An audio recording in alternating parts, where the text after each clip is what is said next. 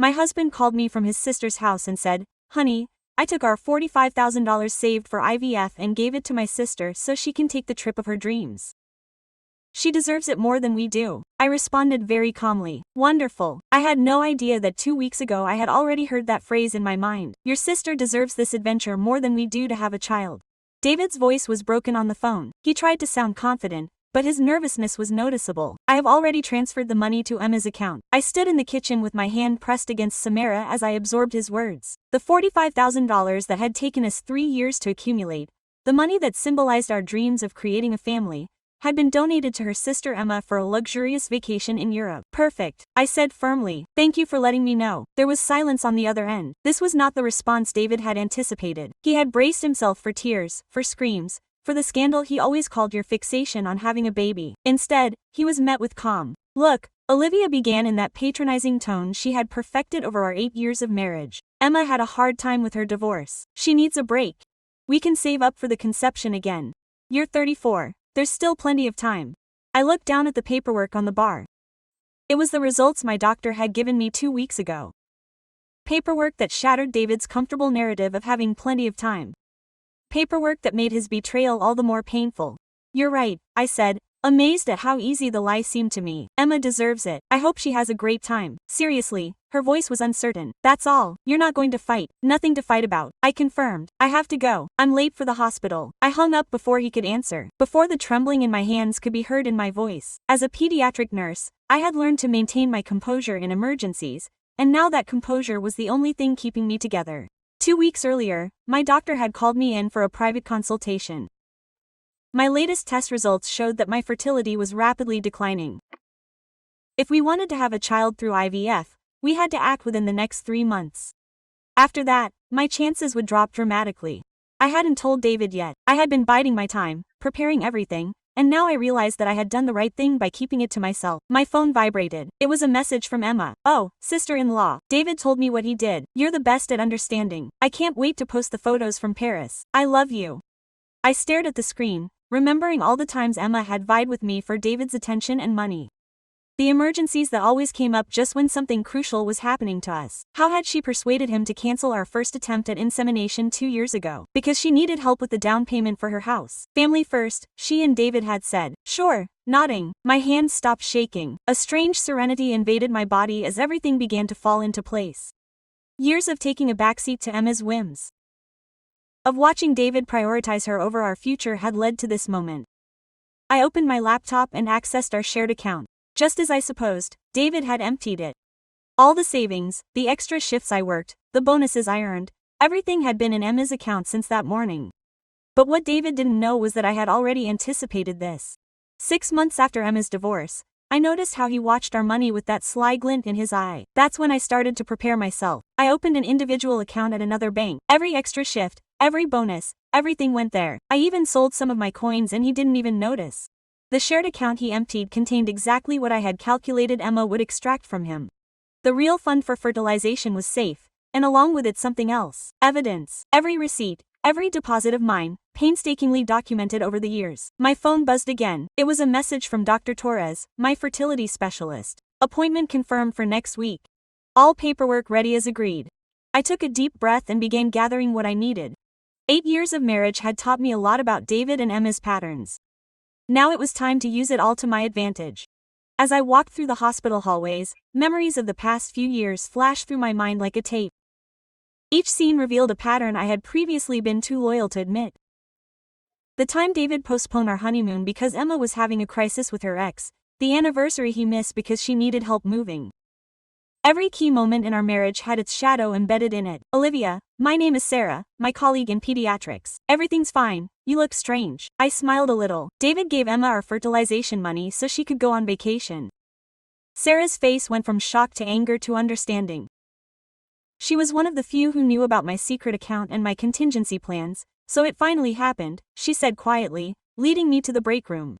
"What are you going to do now?" I took out my phone and showed her the email I had received that morning from my lawyer. "Do you remember Javier Herrera, the lawyer whose daughter I treated in oncology last year?" I asked. Sarah nodded as she read the email. "She agreed to take my case pro bono." I confirmed. "She says that with all the documentation I have plus what David just did, We have a solid case for financial mismanagement within the marriage. The morning after speaking with lawyer Javier Herrera, I woke up before dawn. The light of the city of Guadalajara barely filtered through the window, and for a moment everything seemed peaceful, but inside I was seething, not with fury, but with lucidity. I felt that something inside me had broken, but something new had also emerged in that emptiness. I looked at myself in the mirror of the hospital bathroom as I got ready for my shift. My eyes were swollen, but my gaze was determined. You're not going to cry anymore for anyone who takes away what you dreamed of, I said to myself quietly. That day, in pediatrics, nothing seemed different, but everything was. When a mother thanked me for taking care of her son, I felt a pang in my chest, not of envy, but of loss. The son I might never have, and the man who had destroyed that possibility with a single phone call. At noon, while I was reviewing files, my colleague Sarah came over with a coffee. Have you spoken to him yet? She asked quietly. With David? No, nor do I plan to. And the lawyer says I have everything I need to come out of this clean and strong. Sarah sighed. I don't know how you can be so calm because I already understood something, I said without taking my eyes off the file. There is no greater punishment than indifference. That afternoon David wrote to me. Emma wants to invite you to dinner. She says she brought you something from Paris. Cynicism turned my stomach, but I replied, sure, I'll be home at 8. When I arrived, the aroma of expensive wine filled the dining room. Emma was sitting with an exaggerated smile, her blonde hair freshly straightened, and David was pouring drinks as if nothing had happened. Sister-in-law, Emma said, standing up to hug me. I brought you a silk scarf. I saw it and thought, this suits Olivia. I looked into her eyes and smiled. Thank you, Emma. It's beautiful. It must have cost a fortune. Well, he laughed, feigning modesty. Let's just say it was worth every penny. David coughed uncomfortably. I continued speaking calmly. I guess the trip was everything you expected, wasn't it? Oh, it was magical. Paris, Rome, Prague. Although I confess I ran out of money the last few days, can you imagine? But hey, money can be made up for. Quote, I raised my glass. Not always, I said with a thin smile. Some things don't come back so easily. The silence was instant. David gave me a look that begged me not to continue. Emma looked down at the tablecloth, and for the first time since I'd met her, she didn't have a retort ready. After dinner, while they were laughing about something trivial, I excused myself. I have to go over some hospital records. Don't stay up because of me. Quote, I went up to the bedroom, locked the door, opened my laptop, and reviewed the bank statements that the lawyer had helped me track. Every transaction had a printout. Every deposit of mine was stamped with my name. He was meticulous, perfect. And amidst the paperwork I found something else. The receipt for the down payment on the new apartment signed the day before. The next day I met with Dr. Torres. You have 3 months, Olivia, he said seriously. It's not impossible, but you have to start soon. And I asked alone. You don't need anyone but yourself. That night, as I was leaving the hospital, I stopped in front of a cafe that had just opened. On the television screen was a local news report. A Mexican tourist hospitalized in Paris with food poisoning. The image showed a pale-faced Emma leaving a French hospital. My heart skipped a beat, not with worry, but with foreboding. Something in this story didn't add up. Minutes later, my phone vibrated. A message from David. We need to talk. I sniffed deeply, without answering. I stared through the glass of the cafe. The lit, pulsing, alien nerve sensed that something was coming. And this time I was ready. When I got home that night, David was sitting on the couch, his phone in his hand, his face ashen. His eyes were red, as if he had shed tears or hadn't slept a wink.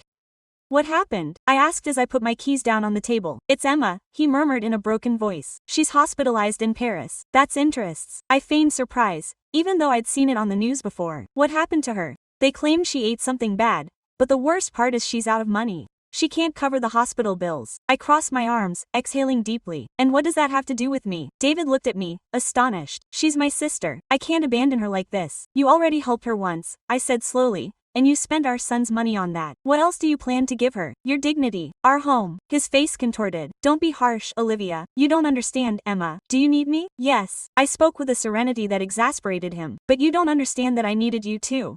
The silence that followed was prolonged, oppressive. David lowered his eyes. I'll see how I get the money, he whispered. Do what you have to do, I replied, heading for the room. But don't count on me. That night I barely slept. I lay staring at the ceiling, remembering all the years I had waited for him to prioritize me, to put me first. That wait was over. The next day, during breakfast, a message arrived on David's cell phone. His expression changed. It's Emma, he said without looking at me. She's been discharged, but she has to pay for the hotel and return tickets. I sipped my coffee and looked him in the eyes. And what do you plan to do? Sell the car, yours, ours? He corrected. Almost instinctively I let out a low, acid, ideal laugh.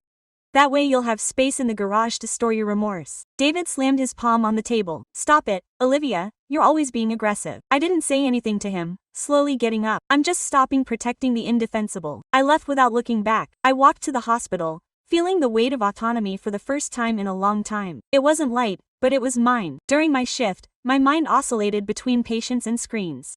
I was amazed to reflect on the irony of it all while preserving other people's lives. My own existence was on hold. At the close of the day, Dr. Ramirez summoned me to his office. Olivia, I want to propose something to you, he said, clasping his hands together. There's an opening at the private clinic in Zapopan. Good pay, excellent hours. You'd fit in perfectly. I looked at him, perplexed. And when should I start? Next week. My initial reaction was fear, to move, to change, to abandon the routine. But I instantly remembered what the lawyer had mentioned. You have to start from scratch. I accept that, I replied before I could change my mind. I left the office with my pulse racing. Outside, the sky was turning orange, the sun setting over the city. I inhaled deeply. Deep down I knew that this turn of events was more than professional. It was the beginning of a new existence. That night, when I got home, David was packing. Where are you going? I asked. To Paris. Emma can't get back alone. With what resources? I sold the car this afternoon. I nodded. I didn't argue. It wasn't worth it. He looked at me, waiting for some sign of emotion. You won't say anything? He asked. Yes, I replied with a calm smile. Have a good trip. I left the room before he could reply. In the kitchen I poured myself a glass of wine and lit a candle for the first time in 8 years. The house was silent. I picked up my laptop and opened my email. There was a new message from the private clinic. Welcome to the team. Please RSVP on Monday. I smiled, but just as I was about to close the computer, another email arrived. From Emma Ramirez. Subject: do you have something that belongs to me? My smile gradually evaporated. I opened the message. Inside was a single line. If you don't return it, I will talk to David and it doesn't benefit you that I know. Emma's message left me paralyzed. You have something that belongs to me. That sentence kept spinning in my mind while the cursor on the email pulsed. I reread it again, trying to figure out what it was alluding to. What I could possibly have that was hers. The money she had stolen from me with the help of her brother didn't add up.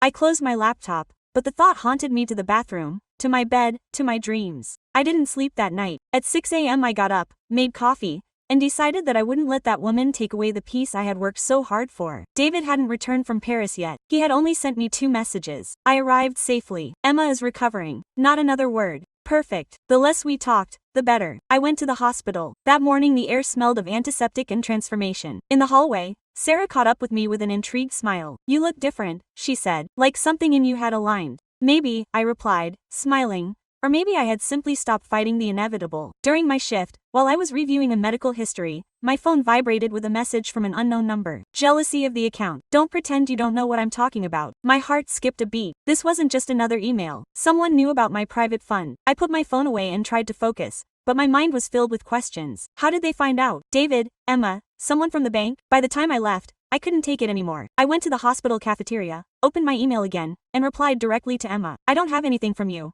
and I suggest you don't meddle in matters you don't understand. Quote. 5 minutes later, her reply arrived. Oh, I understand perfectly. Believe me, Olivia, I'm not as naive as I appear. And if you play along, David will find out about your relationship with the doctor. I stared at her without blinking. The doctor? What was she talking about? My relationship with Dr. Torres was strictly business related. The only one I had shared a bit of trust with was Dr. Ramirez, and even then it had never gone beyond a cup of coffee in the break room. That night, back home, the silence oppressed me like never. The echo of her words resonated in my head. David will find out about you from the doctor. I turned on the computer and, on pure intuition, searched my files for medical emails and fertility documents. Everything was in order until I saw something unusual. A file that I didn't remember creating with a date the day before. The name was simple, Invoices. CAPG. I opened it. They were screenshots of my bank receipts, the same ones I had shown the lawyer, but there was a difference. Someone had altered the images, changing the names and dates. It looked like I had transferred money to an account belonging to Dr. Ramirez. I froze. That woman was ambushing me. Minutes later, another message arrived, this time on WhatsApp. Emma, don't ignore me. I already have the evidence. If you want to keep everything between us, see you on Saturday. Cafeteria, El Molino, 11 a.m. The blood bled. That was the cafeteria where I used to go with David before everything happened. Would break. Coincidence? No. Emma never acted randomly. Over the next few days, I pretended to be normal. I went to work, spoke little, slept even less. On Friday night, before going to sleep, I looked at myself in the mirror. I didn't see the exhausted nurse who had cried silently for years. I saw a different woman, one who no longer let herself be intimidated. On Saturday, I arrived at the cafeteria on time. Emma was already there, wearing sunglasses, a white blouse, and that smile of hers, the one of someone who thinks she's in control. Punctual as always, she said, raising her cup. I don't have time for games. What do you want? I replied. Only what's mine, she said, leaving her cell phone on the table. And do you know exactly what that is? No, Emma. What I know is that you stole the money for my fertilization, that you manipulate your brother, and that you feed off chaos. Her smile faded for a moment, but it returned quickly. How poetic. Look, she opened her cell phone and showed me a screenshot. According to this, you made a transfer to me 6 months ago. Same amount, same date, same reference. That's false. Prove it, she whispered, leaning toward me. Or I'll show it to David. I stared at her and suddenly understood her strategy. She wanted me to react, to lose control, but I wouldn't. I took a sip of my coffee, took a breath, and said to her in a calm voice, do what you have to do, but before you do, remember one thing. I have everything on file. Every message, every transfer, every call. And if you open your mouth, you'll be the one who won't be able to hold your head up again. Quote. Her lips trembled. For the first time I saw fear, genuine fear. I got up, left the money on the table, and left. As I left, my heart was beating fast, but not from fear. It was something else, power. That same afternoon, when I arrived at the hospital, Dr. Ramirez called me aside. Olivia, you have a moment, he said with a serious expression. Sure, doctor, something's wrong. The front desk just called. He lowered his voice. Someone had been asking about you. A woman said she was your sister-in-law. I froze. My heart skipped a beat. My sister-in-law? I repeated, trying to stay calm. Yes, Dr. Ramirez confirmed, crossing his arms. She introduced herself as your husband's sister. She wanted to know your schedule, your days off. She said it was something urgent and family-related. I swallowed hard. I knew Emma wouldn't calm down after our chat in the cafeteria, but I hadn't expected her to get this far. Did you give her the details? I asked, holding back the crack in my voice. Of course not, he replied. I'm not stupid, Olivia. Besides, she seemed, how should I put it, strange, anxious, as if she were trying to irritate you. I nodded in relief, although internally a stab of fear pierced my torso. Emma was going all out. That night, when I entered the apartment, the silence of the place disturbed me more than ever. I turned on a dim light and double-checked the locks. Then I opened my laptop, checked my emails, and there it was. A new message with no apparent sender. It simply said, stop acting like you're not hiding anything. You've overdone it this time. I felt a lump in my throat. I took a deep breath. I knew I shouldn't fall for her trap, but something inside me wasn't pure fear anymore. It was fury. An old, repressed fury that was finally demanding its place. I grabbed my phone and dialed Sarah. I have to see you, but not here. We met at a modest restaurant next to the hospital. Sarah showed up with her hair tied back and the expression of someone sensing something serious. What happened now? She asked as I sat down. Emma's trying to hurt me. She mixed up papers. She's asking about me at the hospital and I think she's up to something else. Sarah frowned. That woman is crazy. Olivia, why don't you tell David everything? I let out a sour laugh and waited for her to believe me before her sister. I already know the ending. Sarah exhaled in defeat. So what are you going to do? Wait, I replied, sipping my coffee. When someone like Emma gets upset, Jara and I will be prepared when it happens. The next day, at the hospital, everything seemed normal, or at least until I left the pediatrics room. I saw Emma. She was standing at the counter, impeccable, with her usual fake smile. What are you doing here? I asked her, my pulse racing. She turned slowly as if she was waiting for me. I just came to see you, I said with fake sweetness. I didn't think it was a crime to visit family, did you? The people nearby began to observe. In a hospital, everything is heard.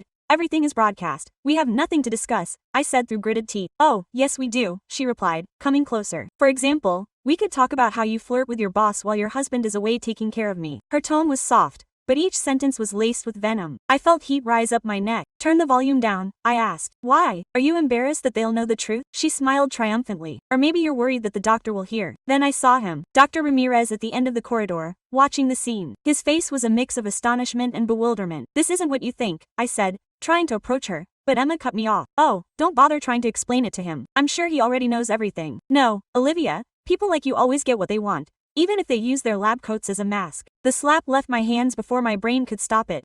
The impact reverberated down the hallway. Emma touched her cheek dramatically as if she had been longing for that moment her entire existence. Did you see that? She shouted at the doctor. He attacked me. Dr. Ramirez approached quickly, separating us. Stop, both of you, he ordered. This is a hospital, for God's sake. I was panting, agitated. Emma pretended to cry, drawing everyone's gaze. I only came to talk to her and she hit me, she said in a broken voice. I don't know what's wrong with her. She's out of control. The doctor looked at me, not knowing who to believe. Olivia, it's better if you go home today, but please, he repeated emphatically. I took off my gown, trembling, and walked toward the exit amidst curious eyes. Outside, the wind whipped at me like a bucket of ice water. I turned on my phone. A new message from David. Emma called me, crying. What did you do? How could you hit her? I stared at him, feeling something inside me break and grow stronger at the same time. She had achieved her goal. To isolate me, to make me look like the bad guy. That night I didn't return to my apartment. I stayed at David's house. Sarah, she made me tea and gave me her room. Don't worry, she told me before I went to sleep. People like her give themselves away. I closed my eyes, repeating her phrases like a prayer.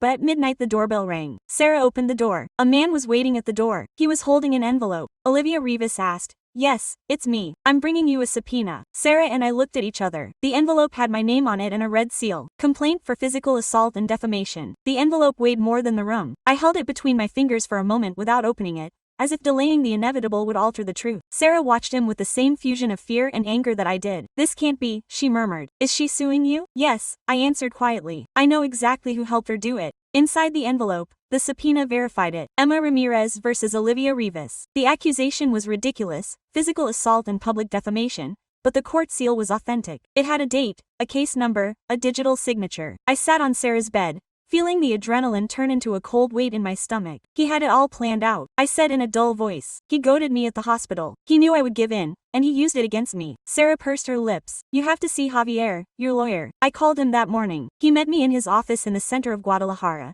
an old building that smelled of wood and old documents. Javier greeted me with his typical surgeon's calm. "Relax, Olivia. We're going to go over everything." I gave him the subpoena and Emma's printed emails. He read them quietly, one eyebrow raised. "That's what he said at last. This is not a solid complaint. It's an attempt to scare you, but we must respond formally. Not doing so would be accepting guilt." "And the video?" I asked. "What video?" "The hospital has cameras. If they caught his provocation, we can prove it wasn't an assault." Javier nodded. "Exactly. We'll request the recording as evidence," although she looked at me cautiously. "I'm warning you that Emma is cunning. If she has influence there, she could alter the images before we have them." I felt a chill. "So, we have to hurry." Javier wrote down and closed the folder. "Let me handle it. Please, stay calm. Don't answer messages or talk to her. Sometimes silence is the most powerful defense."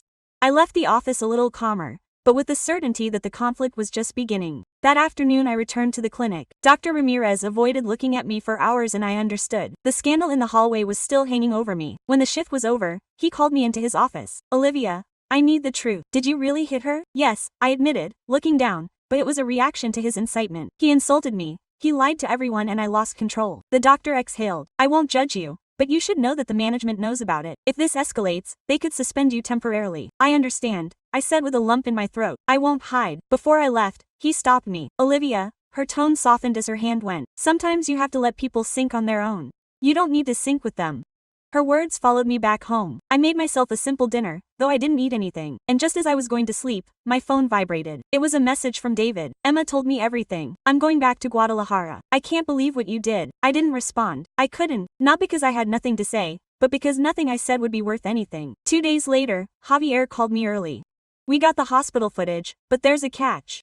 "What?" "Some segments are missing." The hallway camera went off right at the start of the fight. I was speechless. It was clear someone had intervened. "What about the lobby ones?" I asked. "There you can see Emma coming in, chatting with the receptionist and something else." He said carefully. "He went to the administration office minutes before seeing you. He asked for your contract and schedule details and left an envelope." "An envelope?" "Yes, sealed. No one knows what was in it, but the administrator says it had your name on it." My mind raced. What could it have said? A letter? False evidence? "Olivia," continued Javier, "I need you to tell me if there's anything else I can use against you." "Nothing," I replied forcefully. "But if she wants to play dirty, she'll regret it." That night, as the clock struck 11, I heard footsteps outside my apartment. I got up carefully and looked through the peephole. No one, but something had been slipped under the door, a white envelope. I picked it up, trembling. Inside was a single photo. Emma and David hugging at the airport with that day's date and on the back, a note in red ink. "Now you understand who always triumphs." My heart was beating hard in my chest. I sat on the floor with the photo in my hands and knew that the line between emotional warfare and total ruin had vanished. Minutes later, my phone vibrated again. An unknown number. I answered without thinking. "Olivia Rivas," a male voice said. "This is Commander Soto of the Zapopan Police. We need you to come to the police station. Your name is on an additional complaint filed tonight." I froze. What was this about? I managed to inquire about alleged identity theft and financial fraud. My world went dark. Emma had launched her next attack. I stared at my phone as if the commander's voice had emerged from a nightmare. Identity theft, bank fraud, those were serious terms, but Emma's were worse. I grabbed my wallet, took a deep breath, and set off for the Zapopan station. The city was still alive. Lights, hustle and bustle, vehicles, but to me everything sounded muffled, as if I were moving inside a sphere. When I arrived, the officer on duty asked me for my identification. "Wait a moment, Mrs. Rivas. The commander will see you soon." Minutes later, a tall, dark-skinned man led me into a small office. "I'm Commander Soto," he said in a deep tone. "I appreciate you coming quickly. What exactly is this about?" I asked, although I already sensed the answer. He opened a file and pulled out a few pages. "An anonymous accusation has been filed." He lied. I caught on instantly from his intonation, stating that you had made irregular movements from a joint account to another in the name of a doctor, a certain Ramirez. I felt the blood drain from my face. "That's false. Someone is trying to frame me." "Could it be?" the commander replied, scrutinizing me closely. "But we have to investigate. We have bank statements with your name and account number." I leaned forward in disbelief. "And who provided those statements?" "A woman named Emma Ramirez claimed to be his sister-in-law." There it was. My intuition, my fury, my frustration, all validated in a single sentence. I spent about an hour answering questions. I tried to stay calm, recalling every detail, every action, every date. Internally, part of me was shouting. Another part was analyzing, planning. When I was finally allowed to leave, the commander added in a softer voice, "Mrs. Rivas, my wife works at the civilian hospital. I know who you are. I don't think you've done anything wrong, but I suggest caution. That woman is not well." Quote. I thanked him and went out. Outside, it was raining, a cold, thin drizzle that dampened the road. I walked without an umbrella to the corner where I waited for a taxi. In the car's window, my image seemed different, pale, exhausted, but with bright eyes. When I got home, there was another text from David. "Emma told me about the deception. I can't imagine you've descended so far. I hope you show up before it gets worse." I laughed softly, a noise that terrified even me. I thought, "No, David, this time it's you who's going to show up." The next day I went straight to visit Javier Herrera. When I told him everything, he listened to me without interrupting. "I already assumed she wouldn't stop," he said, closing his eyelids for a second. "Let's fight back, Olivia." "How?" "Check it out. What Emma doesn't know is that everything she did leaves traces. I'll request a review of the initial transfers and an analysis of the papers she submitted. If she altered them, we'll detect it." I was silent for a while, Javier. I said slowly, quote, "And if he knows? And if he also organized everything so that everything would be impeccable for him?" He smiled with that serenity of his. "No one organizes so perfectly when they're obsessed. People like that always fail. The key is that you don't fail now." I left the office with a strange sense of relief. Sometimes the promise of justice was the closest thing to peace. During that week I avoided social media. I avoided the hospital. But one day, while I was walking through the market, I heard two nurses chatting behind me. Quote, "Did you hear about Ms. Rivas?" One of them said. "They say they took her aside." "Yes, and that Dr. Ramirez is also involved." "What a shame, he seemed so professional." I turned cold. The sentences hit me like rocks. "Set aside." I ran home and opened my work email. There was the notice. Temporary preventive suspension until the facts were clarified. I closed my eyes. It was Emma's next move. Take away my stability, my job, my essence. But if she thought I would break, she didn't know me at all. I called Sarah. "Can you come?" I begged her. When she arrived, she found me surrounded by folders, papers, images, printed emails. "What are you doing?" She asked what Emma never anticipated. "I'm sorting through everything, every piece of information, every piece of evidence. I won't defend myself, Sarah. I'll show who she is." We spent hours reviewing, organizing, categorizing. Sarah looked at me several times in silence. "I've never seen you like this," she said. "You're different after all." "I'm not the nurse who asked for permission to imagine," I answered without stopping to write. "I am the woman from whom everything was taken and who still stands tall." That night, while Sarah slept on the couch, I lay awake in front of the computer. There was one detail that haunted me. The dates of the fake transfers coincided with the days that David had traveled to help his sister. I opened the copies of the bank records and saw something that made my blood run cold. The transfers did not come from my computer, but from an IP registered in the name of David Morales. There was the proof. Emma had not operated alone. With trembling hands I printed everything and put it in a red folder. I knew the final blow was coming. The next day, Javier called me. "Olivia, come immediately." "What happened?" "The complaint against you was dropped." "But that's not all. Emma Ramirez was summoned for forgery of documents and obstruction of justice." I was speechless. "My name? Who accused her?" I asked. "Someone turned over the evidence of the altered transfers from an anonymous account." My heart stopped for a second. Only one person had that evidence before me. David. Did he finally see reality or was he just protecting himself? The phone vibrated again. A new message with no sender. "I warned you that people like this sink on their own, but you still ignore everything." And it attached a file. MP4 video. I opened the file and my blood ran cold. On the screen, David and Emma were fighting in a hotel room, both agitated and screaming, and suddenly David pushed her against the wall. The video cut out there. I couldn't take my eyes off it. The video repeated itself over and over, and each time I saw David push her I felt a nauseating mix of astonishment, disgust and a pang of fear, not least because of what it implied. I turned off the laptop, took a deep breath, and leaned against the desk. The pieces were starting to fit together all at once, like a puzzle that had taken too long to play. That video wasn't random. Someone sent it to me, with a reason, and that reason couldn't be simple. The next day I went to see Javier. I entered his office without warning, my body still stiff. Quote, "You have to see this," I said, handing him the USB stick with the video. He watched it in silence, without interrupting me, without looking away. When he finished, he leaned back in his chair. Quote, "Do you know who sent it to you?" "No, I was just saying so you could see who's really lying." Javier scratched his chin. "This changes everything, Olivia. If this video is real, it reveals a serious conflict between them. She could lose all credibility with the judge and he," I added, "could be involved in more than he imagined." We were speechless for a moment. "What will you do?" he asked at last. "Wait a little longer. I want to know how far they'll go before they land the final blow." I left his office feeling like the ground was shifting beneath my feet. It wasn't just a battle of words, demands, or fake emails anymore. There was something darker between David and Emma, something that had been brewing for years. That afternoon, David called me. "We need to talk," he said bluntly. "About what?" "About Emma." His tone was different, not arrogant or patronizing, but nervous. "Okay," I replied, "but if you come alone." We met at a coffee shop near Revolution Park. When he arrived, I noticed that he seemed to have aged 10 years in 2 weeks. Dark circles under his eyes, unshaven beard, a vacant gaze. "Thank you for coming," he said without looking at me. I didn't answer. "Wait, I know what you're thinking." It started, that I'm an idiot, that I chose badly. And you're right. But Emma was losing control. I didn't know whether to laugh or yell at him. "So far you notice it, you don't understand. She didn't just lie, she extorted me." She leaned toward me, her voice low. "She forced me to sign papers, transfer funds, everything in her name. She said if I didn't, she would reveal things that would ruin me." I looked at him, trying to gauge his words. Regret or panic? "What things, David?" "Photos, conversations, private matters. And not just mine, yours too." I froze. "Mine?" He nodded. "She copied your files from my laptop when I was in Paris. She had access to everything." For a moment, the noise of the cafe vanished. Only her voice remained, the confession I never expected to hear. "What now?" I asked. "Now I don't know. She wrote to me last night. She says if I don't help her, she'll destroy us both." "She can't destroy someone she no longer fears," I said without looking away. "But she can sink on her own. And you're about to follow her." David rubbed his face in anguish. "I don't want to lose everything. You've already lost it," I replied with a coldness. "All that's left is for you to accept it." We fell silent, and in that silence I knew that something in him had changed. Maybe not out of love or remorse, but out of survival instinct.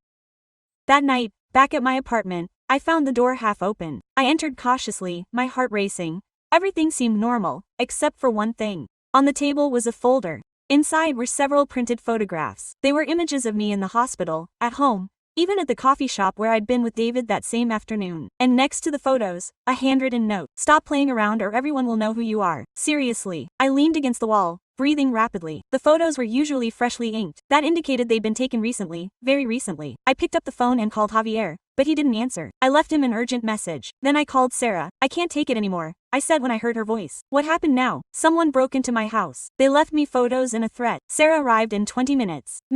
He went through everything with me room by room. "This is harassment, Olivia," he said with furious eyes. "You can't stay here alone. Come with me at least a few days." I nodded. I quickly packed the essentials. Clothes, documents, the folder with evidence. As I closed the suitcase, I noticed that under one of the photos there was another folded sheet. It was a printout from the video, a capture of the exact moment when David pushed Emma, and on the back was written in the same handwriting, a new sentence. What happened that night was just the beginning. I froze, the paper shaking in my fingers. Outside, a car drove slowly past the building with its lights off. Sarah approached the window. "No one's there," she murmured, although her tone didn't seem sure. I put the paper away and closed the suitcase. "Let's go," I instructed her. As the taxi drove us to her home, my head repeated that sentence over and over. What happened that night was just the beginning. That night I didn't sleep a wink. At dawn, my phone vibrated again. It was a text from an anonymous number. "Your lawyer is hiding more than he's revealing. Question him about the call on Thursday." I looked at it 3 times without fully understanding it. On Thursday,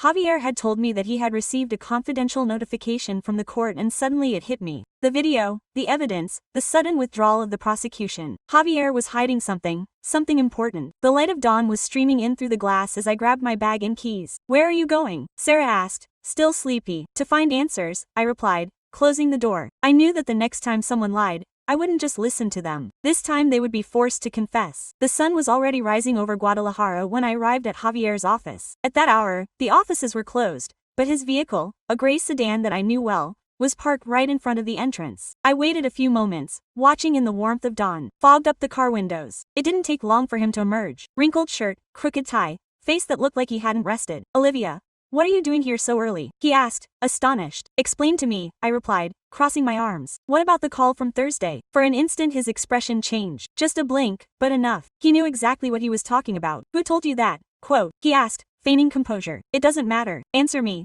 Quote, he took off his glasses and cleaned them slowly. I got a call from the court. Yes, but I couldn't tell you until I verified that it was real. Verified that he looked at me with a seriousness that made me take half a step back. That David had filed a statement. My mind went blank. What kind of statement? He said that Emma had altered the bank records, that she had forged your signature, and that he had consented to it. I froze. Did he consent to it? Yes, because he paused, measuring his words. According to him, Emma had threatened to divulge something from his past, something that could ruin him. I felt a ringing in my ears. I didn't want to know what that something was, but Javier kept talking. The court already has a copy of his statement. That's why they dropped the charges against you. Emma doesn't know yet. What about the video? I asked, clenching my fists. It was David who leaked it. He sent it to me directly. He said he needed to know who you had been married to.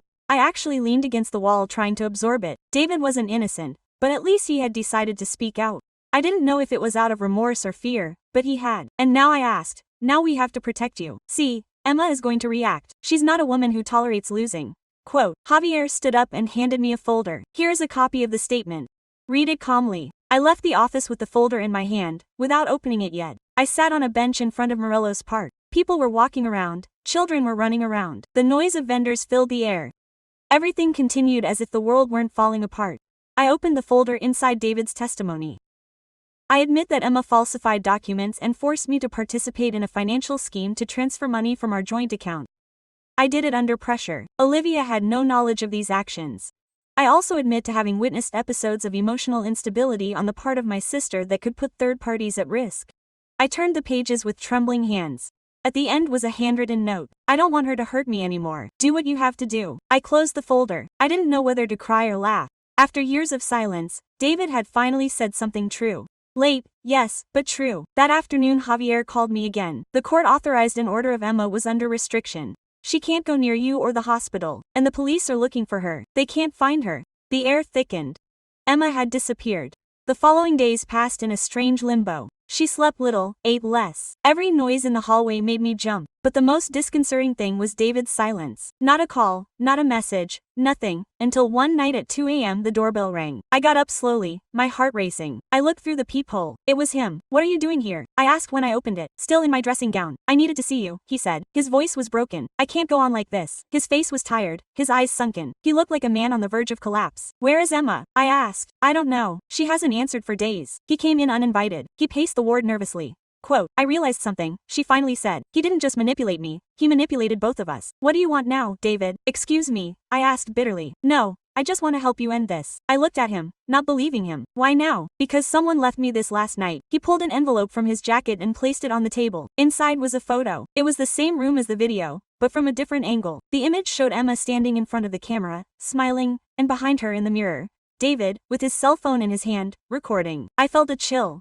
Quote, did you record that video? Yes, she admitted. I wanted proof of how she blackmailed me, but she found out. She attacked me. Then everything got out of control. I took a step back. So, did you push her? Yes, but I didn't hurt her. I just wanted her to leave me alone. Quote, I closed my eyes for a moment. Everything fit together. The disappearance, the note, the silence. David, I whispered. What if she wasn't the one who disappeared and if someone is looking for her for another reason? He stood still. His gaze was lost. I don't know. But last night someone broke into my apartment. They didn't take anything. They just left a word written on the bathroom mirror. Justice. The silence became unbearable. Before I could say anything else, David's cell phone vibrated. He took it out, read the message and his face contorted. What's wrong? I asked. He showed me the screen. A message is unsendable. Just 2 words. They've found her. The phone slipped from his hand. What? What does that mean?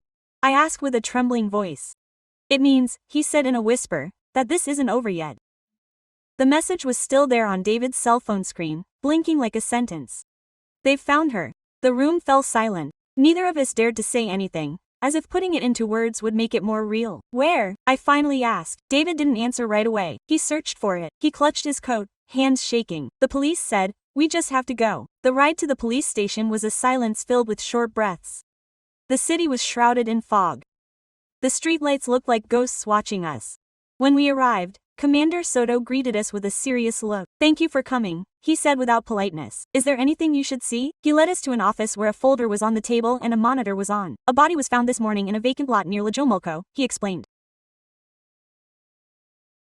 We don't have official confirmation, but the documents and belongings match a woman named Emma Ramirez.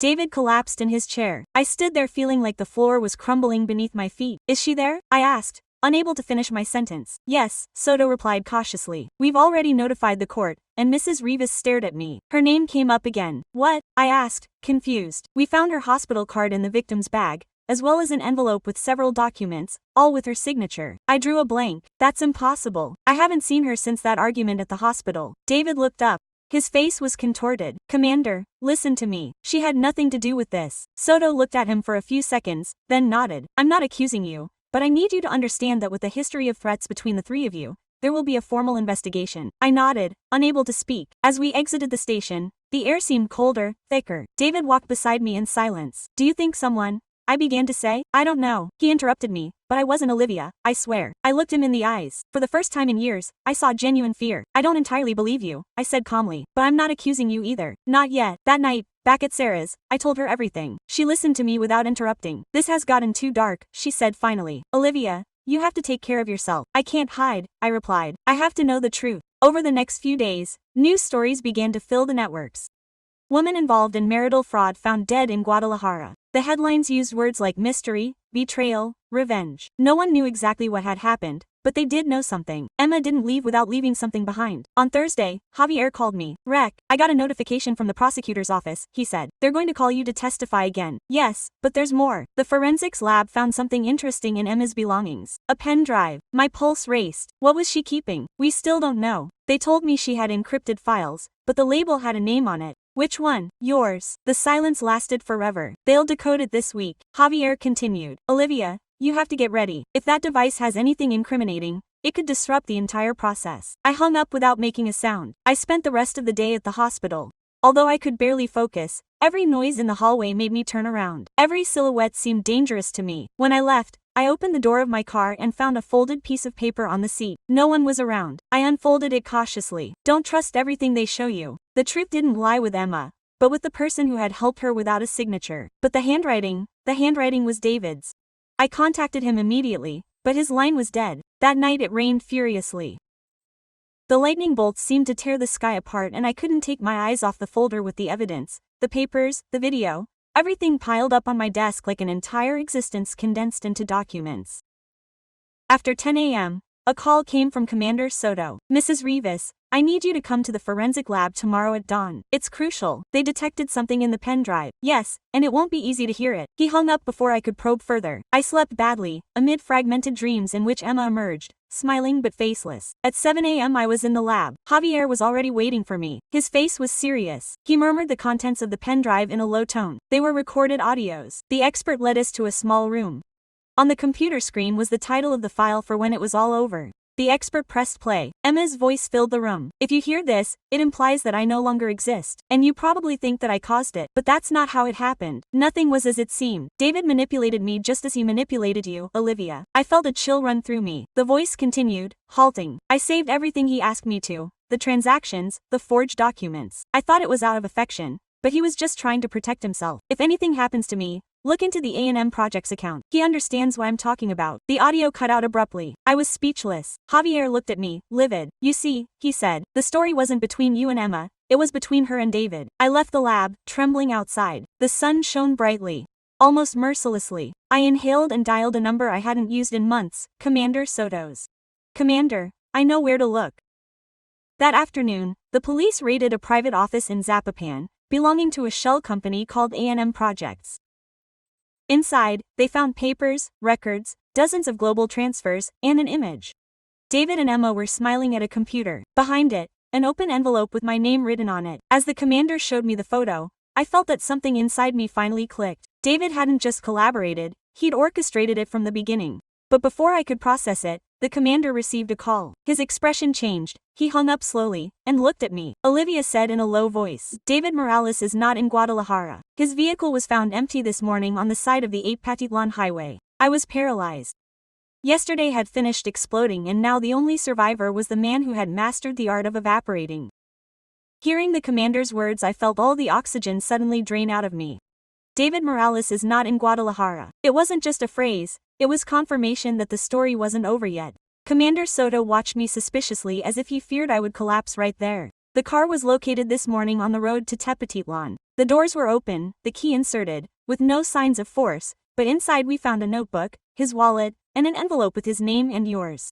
My name, he asked. Yes, he had handwritten for Olivia, when there were no more lies. My throat went dry. Can I see it? Soto nodded and handed me the envelope. I opened it slowly, my hands vibrating. Inside were 3 sheets. The handwriting was David's, undoubtedly. Olivia, there is no simple way to put this. Everything you believed was simultaneously true and false. Emma and I founded Iran M Projects 3 years ago, long before your therapies. At first it was just a modest project, a family investment fund, but when complications arose, Emma began using it to move funds without reporting them. I allowed it. I didn't do it out of greed, but because she had me captive. What Emma had against me was evidence of a mistake I made in my work, a minor embezzlement, a poorly managed loan. She detected it and used it to dominate me. I swear I never wanted you to be caught in the middle, but when I saw everything falling apart, I chose to let her incriminate me. I thought it was what she deserved. I didn't know she would get this far. When I recorded the video, it wasn't out of spite, it was fear. Fear of what she could do. If you're reading this, you'll already know that she kept something else. Don't seek revenge, Olivia. You don't need it. All I ever wanted was the courage you showed from the beginning.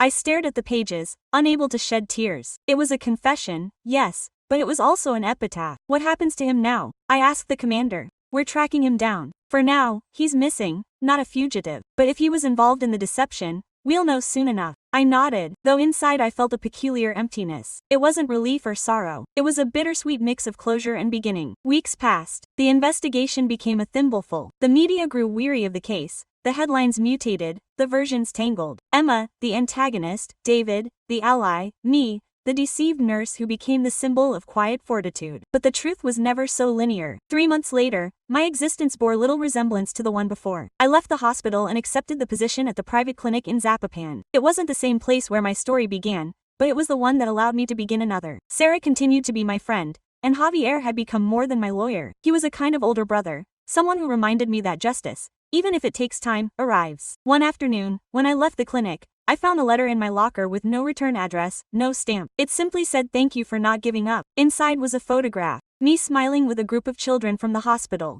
A photo I never remembered taking. Behind it was a barely perceptible signature. DM. I didn't know if it was real or a symbolic goodbye, but for the first time in a long time it didn't require clarification. I stepped out onto the street. Guadalajara gleamed in the twilight, and the air smelled of damp soil. I inhaled deeply. I had learned that justice doesn't always come in the courtrooms. Sometimes it comes when you decide not to dwell on someone else's suffering anymore. That same night I lit a candle and opened my journal. I wrote a single sentence. You don't always triumph by demolishing. Sometimes power lies in rebuilding. I closed the notebook and looked around. The apartment was small, but mine. Silence no longer oppressed. It was there. Emma Ramirez was buried discreetly. The police never established whether her death was accidental or a crime. The recordings she left behind mysteriously disappeared from the forensic archive. Some claim they were stolen, others that someone paid to have them deleted. David Morales was never found. A fisherman swore he saw a vehicle submerge in the Lerma River, but the authorities found no trace. The case was filed as a voluntary disappearance. Some believe he escaped. I prefer to think he chose to vanish rather than continue deceiving. Javier Herrera continued working on cases of financial abuse and family fraud. Every time I visited him he would joke, "Your story made me famous, Olivia. Now everyone wants a nurse to save their honor."